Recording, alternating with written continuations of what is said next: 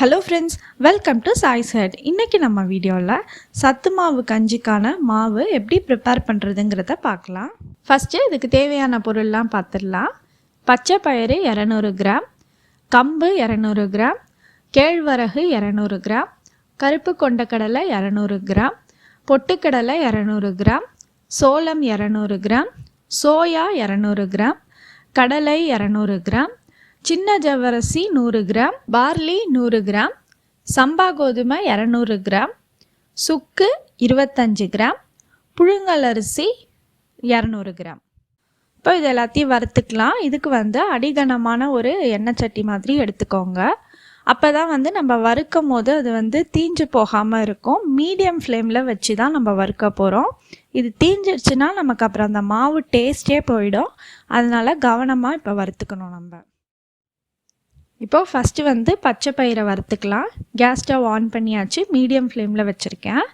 இப்போ இதை நல்லா வறுத்துக்கலாம். இது நல்லா வாசனை வரும், கலரும் கொஞ்சம் சேஞ்ச் ஆகும். அப்போ நீங்கள் வறுக்கிறத நிறுத்திடலாம். நல்லா வறுப்பட்டுருச்சுன்னு அர்த்தம்.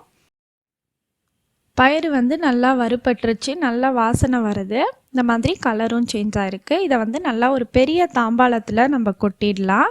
ஒரு குழியான பாத்திரம் அந்த மாதிரிலாம் கொட்டாதீங்க. நல்லா பரவலாக இருக்கிற மாதிரி கொட்டிக்கணும். அதே மாதிரி தண்ணி படாமல் இதை வச்சுக்கணும் நம்ம. அப்போ தான் ரொம்ப நாளைக்கு நம்ம ஸ்டோர் பண்ணி யூஸ் பண்ண முடியும். நெக்ஸ்ட்டு நம்ம கம்பு போட்டு வறுத்துக்கலாம். கம்பு போட்டு நல்லா வறுத்துருங்க. நல்லா ஸ்மெல், இதுக்கும் ஸ்மெல் வரும். வறுபட்டோன்னே வெடிக்க ஆரம்பிக்கும். கம்பு வெடிக்க ஆரம்பிக்கும். அதை வச்சு நம்ம வறுபட்டுருதுன்னு தெரிஞ்சுக்கலாம். இப்போது இது நல்லா பார்த்திங்கன்னா நல்லா கலர் சேஞ்ச் ஆகிருக்கு. இதையும் நம்ம அந்த தாம்பாளத்தில் கொட்டிடலாம். நெக்ஸ்ட்டு கேழ்வரகு போட்டுக்கலாம். கேழ்வரகுக்கும் அதே மாதிரி நல்லா மீடியம் ஃப்ளேமில் வச்சே வருங்க. வறுத்தோடனே உங்களுக்கு ஸ்மெல் வரும். இதுவும் பொரியும் நல்லா நமக்கு. நீங்கள் மெலிசான பாத்திரத்தில் வச்சிங்க அப்படின்னா அது என்ன ஆகும்னா மேலே நல்லா வறுப்பட்ட மாதிரி இருக்கும், இல்லை காந்தி போன மாதிரி ஆகிடும். உள்ளார ஒன்றுமே இதாகாது. அதுக்காக தான் அடிகனமான பாத்திரமாக நம்ம வச்சு மீடியம் ஃப்ளேமில் வச்சு வறுத்துக்கிறோம். கேழ்வரகும் நல்லா வறுப்பட்டுருச்சு. இதையும் நம்ம தாம்பாளத்தில் கொட்டிடலாம். நெக்ஸ்ட்டு கருப்பு கொண்டக்கடலை வறுத்துக்கலாம். இது வறுப்படுறதுக்கு கொஞ்சம் லேட் ஆகும். அதனால் பொறுமையாக மீடியம் ஃப்ளேமில் வச்சே வறுத்துக்கலாம்.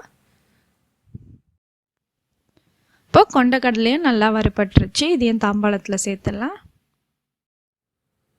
நெக்ஸ்ட்டு சோயா ஆட் பண்ணிக்கலாம். இதையும் நல்லா வறுத்துக்கோங்க. இந்த பாருங்கள், நல்லா வறுத்தோன்னே இந்த மாதிரி தோல் உடையிற மாதிரி இருக்கா, கலரும் சேஞ்ச் ஆகும் நமக்கு. இப்போ இதையும் தாம்பாளத்தில் சேர்த்துடலாம்.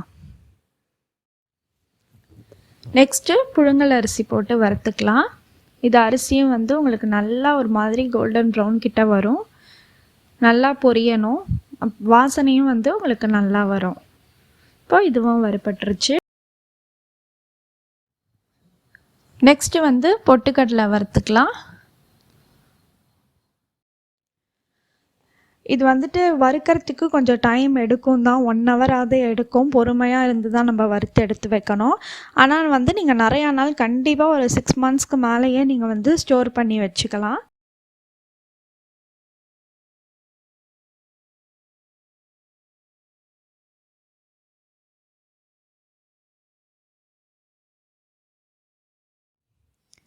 நெக்ஸ்ட்டு நம்ம சோளம் போட்டு வறுத்துக்கலாம். இது வறுக்கும் போது நம்ம கையில் ஒரு மூடி கண்டிப்பாக வச்சுக்கோங்க. ஏன்னா ஹீட் ஆனோடனே நல்லா பொரிய ஆரம்பிக்கும். படப்படன்னு மேலெலாம் பட ஆரம்பிச்சிடும். அதனால் பொரிய ஆரம்பித்தோடனே நீங்கள் மூடி வச்சிட்டிங்கன்னா மேலே தெறிக்காமல் இருக்கும். ஆக்சுவலாக இது என்னான்னு தெரியல, ரொம்ப பொரியலை. ஆனால் சில இது நல்லா பொரிஞ்சு வந்திருக்கு பாருங்கள். நல்லா எல்லாமே ஆக்சுவலாக பொரிஞ்சு வரணும். நல்ல குவாலிட்டி சோளமாக இருந்துச்சுன்னா. இது நல்லா வறுப்பட்டுருச்சு. அதனால் நம்ம இதை சேர்த்துக்கலாம், தப்பு இல்லை. இதை நம்ம அரைக்க தான் போகிறோம். அதனால் நான் இதவே ஆட் பண்ணிக்கிறேன். நெக்ஸ்ட்டு சம்பா கோதுமை போட்டு வறுத்துக்கலாம். இதுவும் நல்லா வறுப்பட்டோன்னே லைட்டாக பொரியும். இதையும் நம்ம தாம்பாளத்தில் சேர்த்துக்கலாம் வறுத்து. நெக்ஸ்ட்டு கடலை போட்டு வறுத்துடலாம். இது வந்து நீங்கள் வந்து வறுத்த கடலையை லைட்டாக ஃப்ரை பண்ணிவிட்டு போட்டுக்கலாம், இந்த மாதிரி கடலையும் போட்டுக்கலாம் நீங்கள்.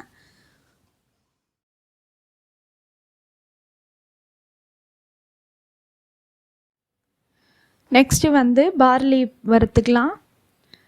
பார்லியும் நல்லா வறுப்பட்டுருச்சு. நெக்ஸ்ட்டு வந்து ஜவ்வரிசி வறுத்துக்கலாம். நான் இது வந்து சின்ன ஜவ்வரிசி, ரொம்ப குட்டியாக இருக்கிறது போட்டிருக்கேன். ஆக்சுவலாக மீடியம் சைஸ் அதுவும் போட்டுக்கலாம்.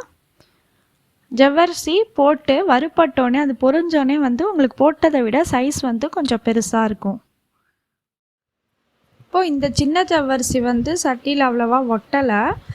சில டைம் வந்து இந்த மீடியம் சைஸில் இருக்கிற ஜவ்வரிசி வந்துட்டு ஒட்டுற மாதிரி வரும். அதனால் ஜவ்வரிசியை வந்துட்டு லாஸ்ட்டாக போட்டு வறுத்துக்கோங்க. நெக்ஸ்ட்டு சுக்கை வந்து வறுத்துக்கலாம். சுக்கு வந்து நீங்கள் அப்படியே போடக்கூடாது, மேலே இருக்கிற தோலை நீக்கிட்டு சின்ன சின்னதாக கட் பண்ணி போட்டுக்கோங்க. இது மட்டும் சிம் ஃப்ளேமில் வச்சு தான் நம்ம வந்து வறுக்கணும். இது வந்து வறுக்கும் போதே வந்து நமக்கு நல்லா வாசனை வரும், கொஞ்சம் கலரும் சேஞ்ச் ஆகும் நமக்கு. இப்போ இது எல்லாத்தையும் நம்ம மிக்ஸ் பண்ணிவிட்டு மில்லில் கொடுத்தா அரைச்சிட்டு வந்துடலாம். இதை வந்து சூட்டோடு வந்துட்டு மூடி வைக்காதீங்க. அரைச்சிட்டு வந்தோடனே நல்லா ஆற விட்டுட்டு அதுக்கப்புறம் வந்துட்டு நீங்கள் நல்லா காஞ்ச பாத்திரத்தில் ஸ்டோர் பண்ணி வச்சுக்கிட்டிங்கன்னா ரொம்ப நாள் வந்து கெட்டு போகாமல் இருக்கும். அதே மாதிரி அடிக்கடி அந்த பாத்திரத்தை ஓப்பன் பண்ணி யூஸ் பண்ணிகிட்டே இருந்தீங்கன்னா தான் வண்டு வராமல் இருக்கும். நீங்கள் அரைச்சி வச்சுட்டு அப்படியே விட்டுட்டீங்க அப்படின்னா வண்டு வர ஆரம்பிச்சிடும். இந்த வீடியோ வந்து உங்களுக்கு ஹெல்ப்ஃபுல்லாக இருக்கும்னு நினைக்கிறேன். கண்டிப்பாக இந்த மாதிரி ட்ரை பண்ணி பாருங்கள். உங்களுக்கு இந்த வீடியோ பிடிச்சிருந்ததுன்னா மறக்காமல் லைக் பண்ணுங்கள், ஷேர் பண்ணுங்கள், கமெண்ட் பண்ணுங்கள், நம்ம சேனலை சப்ஸ்கிரைப் பண்ணுங்கள்.